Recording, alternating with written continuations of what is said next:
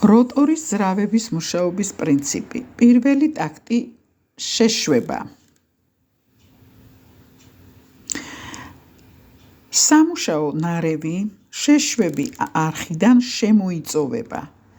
როტორის ბრუნვის შედეგად იზრდება მუშა კამერა. ტაქტის დასრულების შემდეგ როტორის მწვერვალი კეტავს შემშვებ არხს. მეორე ტაქტი შეკუმშვა. მეორე ტაქტის დროს როტორი აგრძელებს ბრუნვას, მაგრამ კამერის მოცულობა მცირდება და ხდება სამუშაო ნარევის შეკუმშვა. შეკუმშვის ტაქტის ბოლოს ერთი ან რამდენიმე სანთლის დახმარებით ხდება ნარევის აალება.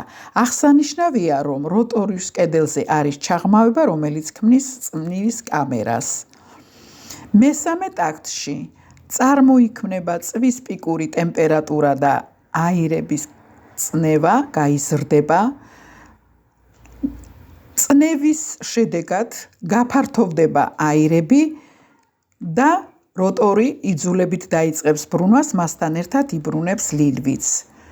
სწორედ ამ ტაქტში ხდება სითბური ენერგიის გარდაქმნა მექანიკურში. მეოთხე ტაქტის დროს როტორი გააღებს გამომშვებ არხს და ნამწვის გამოფრქვევა ხდება ატმოსფეროში. ამით მთავრდება სამუშაო ციკლი და შემდეგ მეორდება თავიდან. აღსანიშნავია, რომ ტაქტი სრულდება როტორის ყოველ 160 გრადუსით ბრუნვისას. ექსცენტრიული ლილვის სრული ერთი ბრუნვა ხდება ამ დროს.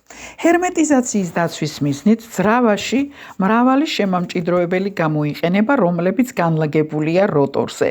შემამჭიდროებელი აქვს აგრეთვე როტორის მწვერვალს. აღსანიშნავია, რომ შემშვები და გამომშვები არხები შეიძლება განლაგებული იყოს არა მარტო სტატორის კედლებზე, არამედ კორპუსის გვერდეთა კედლებზე.